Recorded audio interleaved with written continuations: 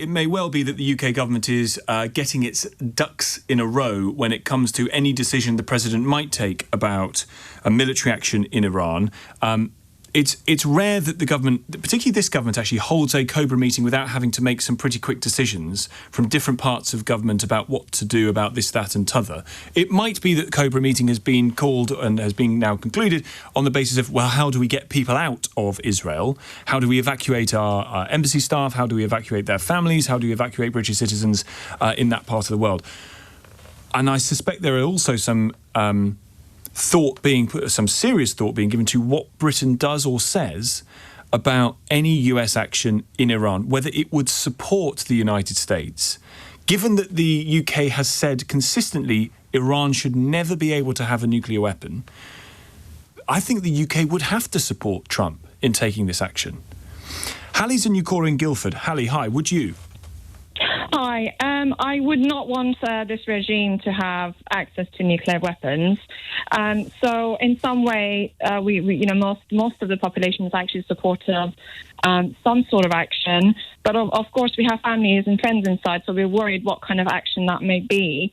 But also, I'm quite disappointed the British government has actually failed this government and the one before, taking very democratic routes, which was proscribing the bodies of this regime, which was the Islamic Revolutionary Guard Corps. Mm-hmm. So a lot of democratic actions had been missed to get to this point. So I don't know what that would be, but we are quite concerned with the US getting involved.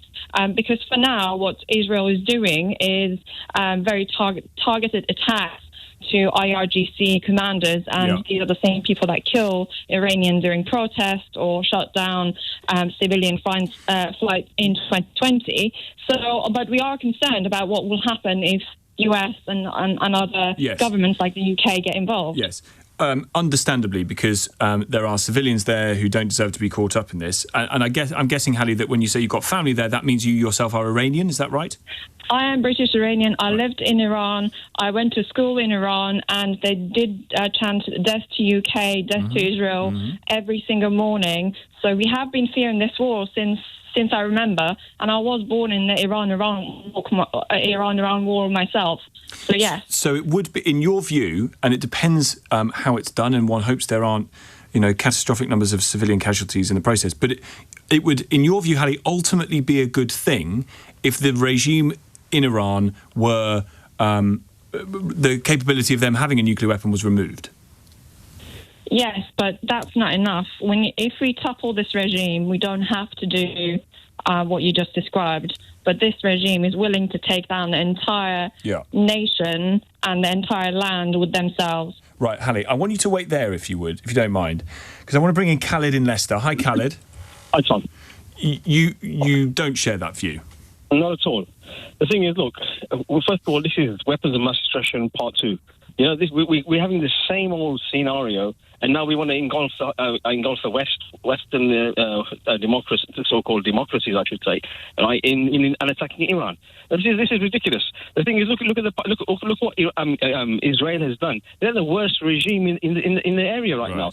They've been attacking Syria, they've attacked Iraq, they've attacked Lebanon, and they continue to attack. The democratically elected Israeli quotes regime is worse. The democratically elected Israeli quotes regime is worse than the despotic theocracy in Iran, is it? Well, actually, do you know what, Khalid? Tell that to Hallie. Hallie? This is the type of narrative we are fighting. Our first and foremost enemy is the Islamic Republic of Iran, who killed 1,500 protesters in 3 days, and they cut off internet. These are the same people that shoot civilian flights. It's not the same. Our enemy is within. That's an internal problem. It's not an international problem. The problem you have internally, sorted out internally or with surrounding countries. Why is it that now we have to bomb the heck out of Iran? Israel itself has got nuclear weaponry. We don't know that. That's because they won't let anybody. They won't allow any inspectors in. But the thing is, Tom and Hallie, the thing is, look, they've unleashed that much weapons and bombs on Gaza, more than the Hiroshima and the Nagasaki put together. This is ludicrous. You know, it's not a matter of nuclear weapon.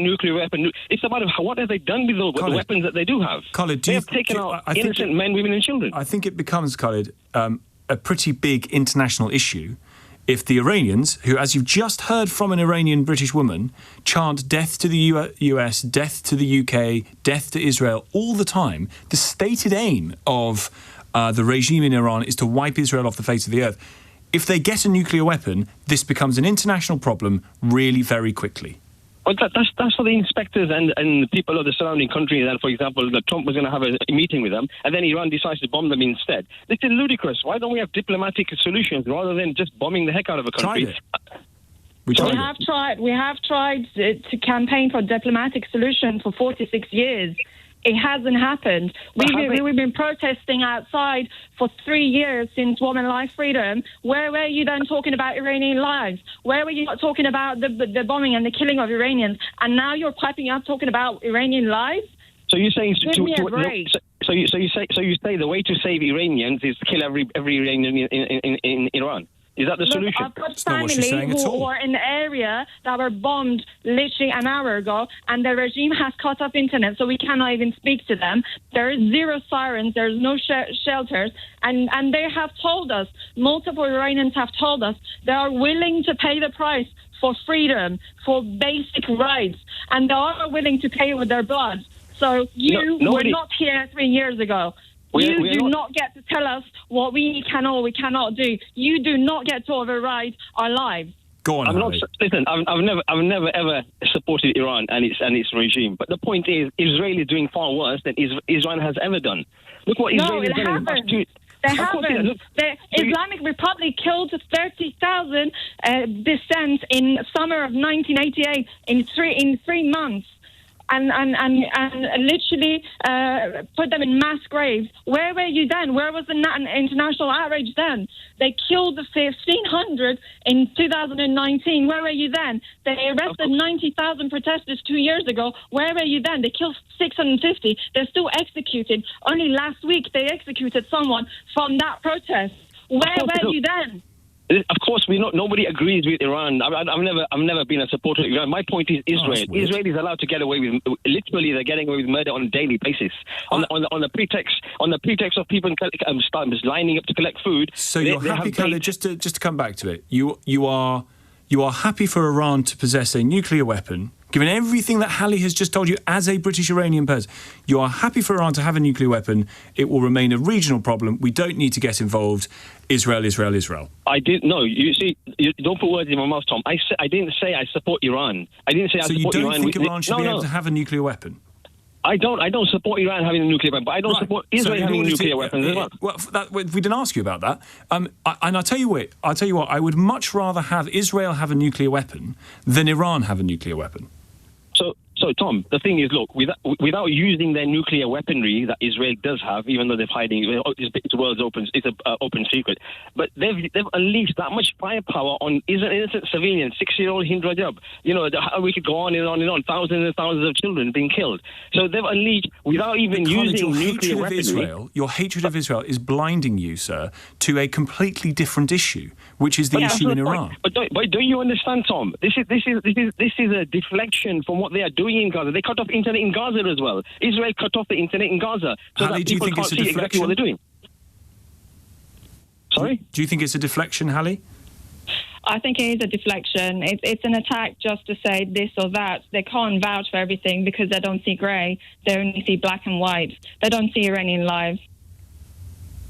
Of course, listen, the thing is, look, we have to have sympathy for Iranian lives. No, any innocent life being lost is abominable. But the thing is, look, we have one XL bully, school children. We put that XL bully down. These people have killed over 14,000 children. What you're doing is warmongering in our name. You're ignorant to our plight. You haven't been here. You haven't spoken about what's happened in Iran for 46 years. You continue to have the same narrative of anti-Israel. Now, we can have a full-on conversation about the region, about what's happening in Gaza. That's different. But what's happening in Iran right now with the people saying they're willing to put their lives for a better future for themselves and the whole region, and you're not willing to even entertain it. I'm sick of hearing people warmongering and saying Iran has the right to defend itself. No, Iran does. Islamic Republic doesn't. There's a difference. Please, everyone, just get that. Iranians are different to Islamic Republic. Islamic Republic doesn't have the right. Haleh, I really appreciate your call. Thank you very much indeed. Khalid, thank you too.